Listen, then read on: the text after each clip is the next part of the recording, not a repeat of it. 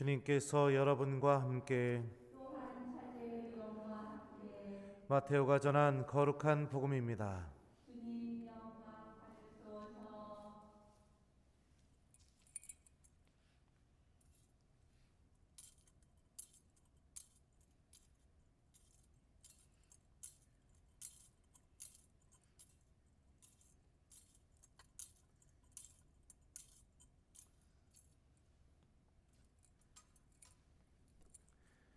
예수님께서는 헤로데의 임금 때에 유다 베들레헴에서 태어나셨다. 그러자 동방에서 박사들이 예수님께 와서 유다인들의 임금으로 태어나신 분이 어디 계십니까? 우리는 동방에서 그분의 별을 보고 그분께 경배하러 왔습니다 하고 말하였다. 이 말을 듣고 헤로데 임금을 비롯하여 온 예루살렘이 깜짝 놀랐다. 헤로데는 백성의 수석 사제들과 율법학자들을 모두 모아놓고 메시아가 태어날 곳이 어디인지 물어보았다. 그들이 헤로데에게 말하였다. 유다 베들레헴입니다. 사실 예언자가 이렇게 기록해 놓았습니다. 유다 땅 베들레헴아, 너는 유다의 주요 고을 가운데 결코 가장 작은 고을이 아니다. 너에게서 통치자가 나와 내 백성 이스라엘을 보살피리라. 그때 헤로데는 박사들을 몰래 불러 별이 나타난 시간을 정확히 알아내고서는 그들을 베들레헴으로 보내면서 말하였다. 가서 그 아기에 관하여 잘 알아보시오. 그리고 그 아기를 찾거든 나에게 알려주시오. 나도 가서 경배하겠소. 그들은 임금의 말을 듣고 길을 떠났다. 그러자 동방에서 본 별이 그들을 앞서가다가 아기가 있는 곳 위에 이르러 멈추었다. 그들은 그 별을 보고 더없이 기뻐하였다. 그리고 그 집에 들어가 어머니 마리아와 함께 있는 아기를 보고 땅에 엎드려 경배하였다. 또 보물 상자를 열고 아기에게 황금과 유향과 몰약을 예물로 드렸다. 그들은 꿈에 헤로데에게 돌아가지 말라는 지시를 받고 다른 길로 자기 고장에 돌아갔다. 주님의 말씀입니다. 그리스도님 찬미합니다.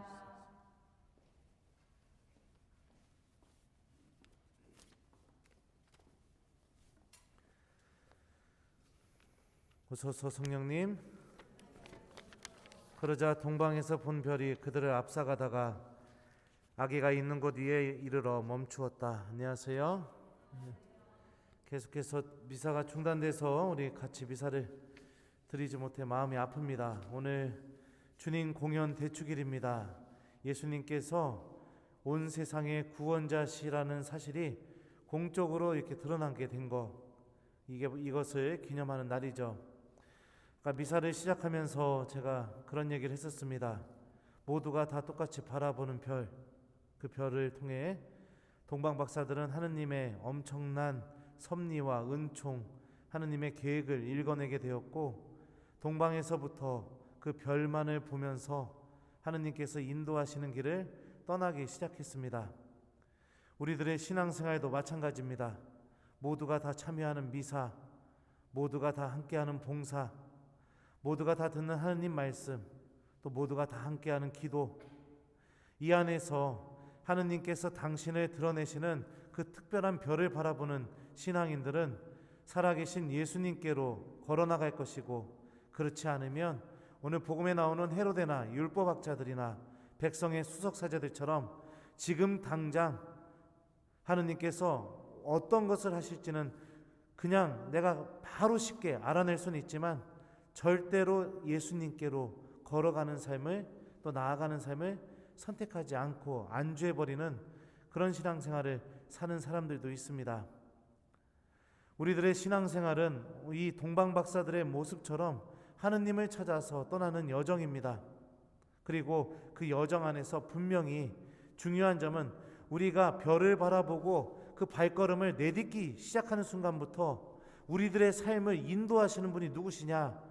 별을 통해서 동방박사들을 예수님께로 인도하신 바로 하느님께서 우리들의 삶을 인도하신다는 놀라운 신비가 오늘 복음 안에 담겨져 있죠.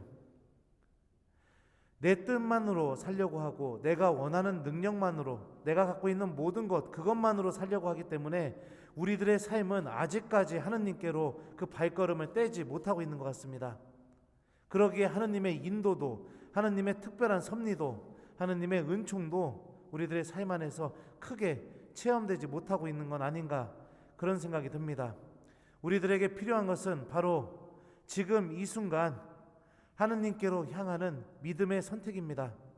용기를 내고 이성적으로는 불가능해 보이고 말이 안 되는 것처럼 느껴질지 모르겠지만, 그럼에도 불구하고 하느님께 믿음을 두고 주님께서 인도해 주실 것이라는 그 확신과 함께 우리들의 삶을 하느님께로 내딛기 시작할 때 동방 박사들이 체험한 이 놀라운 신비는 우리들 안에서도 그대로 재현되게 될 것이다 라는 것을 오늘 복음을 통해 우리가 기억했으면 좋겠습니다.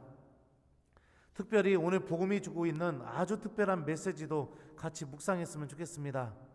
별은 동방 박사들을 인도하기 시작했고, 오늘 복음을 전체적으로 읽어보시면 여러분들도 다 알고 계시겠지만 별은 처음부터 동방 박사들을 예루살렘이 아닌 예수님이 계신, 살아계신 예수님이 계신 베들레헴까지 인도할 수 있는 능력을 갖고 있었습니다.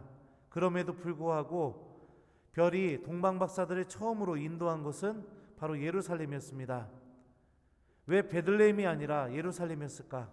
왜 살아계신 예수님이 계신 그곳으로 바로 인도하지 않고 예루살렘을 반드시 들리게 했을까? 바로 예루살렘에서 동방 박사들이 하느님의 말씀을 듣게 하기 위해서 하느님께서는 동방 박사들을 예루살렘으로 먼저 인도하십니다. 유다 베들레헴입니다. 사실 예언자가 이렇게 기록해 놓았습니다.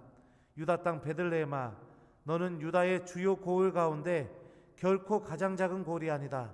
너에게서 통치자가 나와 내 백성 이스라엘을 보살피리라. 미카 예언자의 이 말씀을 듣고 난 뒤에야 별은 다시 동방 박사들을 살아계신 예수님께로 인도합니다. 그러자 동방에서 본 별이 그들을 앞서가다가 아기가 있는 곳 위에 이르러 멈추었다. 그들은 그 별을 보고 더없이 기뻐하였다. 오늘 복음에서 하느님께서 우리에게 주고 있는 분명한 메시지 또 한 가지가 무엇이냐? 우리가 하느님의 은총과 하느님의 믿음, 하느님에 대한 믿음과 또 하느님께서 인도해 주시는 그 섭리에 희망을 두고 하느님을 향한 발걸음을 내딛었다 하더라도 살아계신 예수님을 만나려면 우리에게 가장 필요한 것이 무엇이냐? 바로 하느님의 말씀을 듣는 삶이라는 거죠. 말씀을 들어야만 살아계신 예수님께서 계신 베들레헴으로 갈 수 있습니다. 말씀을 들어야만 하느님께서 특별하게 인도하고 계시는 그 별을 끝까지 보고 따라갈 수가 있습니다. 하느님의 말씀이 결여되어 있으면 우리들의 삶은 하느님을 향해서 내딛었다 하더라도 언제나 머무는 곳은 예루살렘까지입니다. 예루살렘, 곧 하느님의 말씀을 듣는 곳. 그곳에서 그분의 말씀을 듣지 않고 있다면 결국에 계속해서 우리들은 안주하고 그냥 그 예루살렘에서 적당히 기뻐하면서 살아가는 그런 신앙생활이 우리에게 찾아올 뿐입니다. 많은 사람들이 예루살렘까지는 너무나 쉽게 갑니다. 여러 봉사와 활동을 통해서 이웃들 안에서 또 사람들과 함께하는 기쁨 안에서 그 친교의 기쁨을 맛보면서 열정적으로 신앙생활을 합니다. 그런데 봉사와 활동이 끝나게 되면 어떻게 됩니까? 갑자기 밀려오는 허전함, 허무함, 그리고 그것을 이기지 못해서 결국에는 냉담까지 하게 되는 그런 신앙인들이 굉장히 많이 있습니다. 왜 그러는가?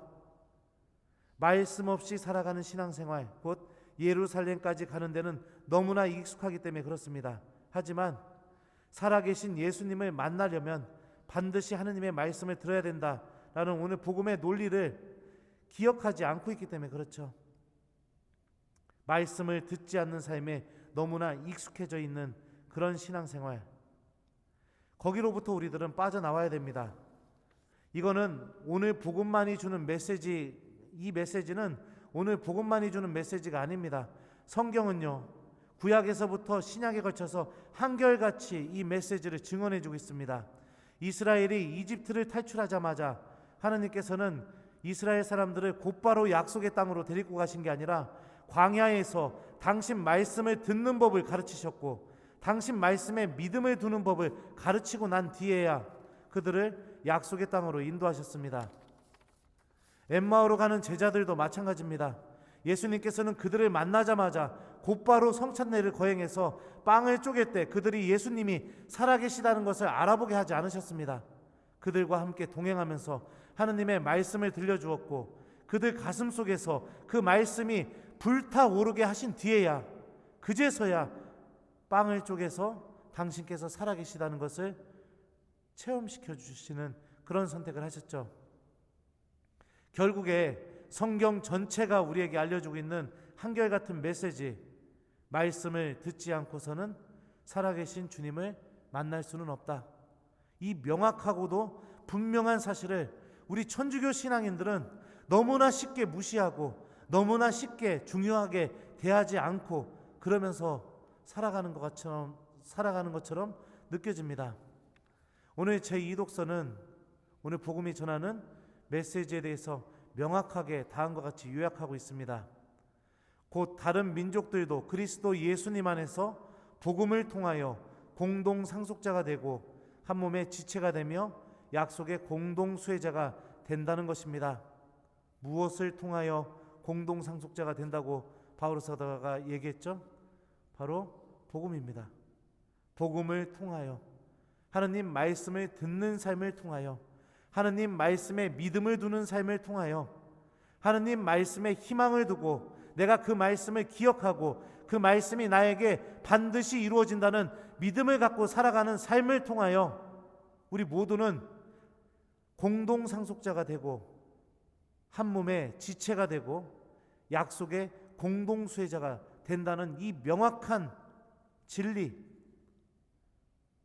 우리가 기억해야 됩니다. 우리 신앙인들은 말씀을 듣지 않고 하느님을 만나려고 하는데 너무나 익숙해져 있습니다.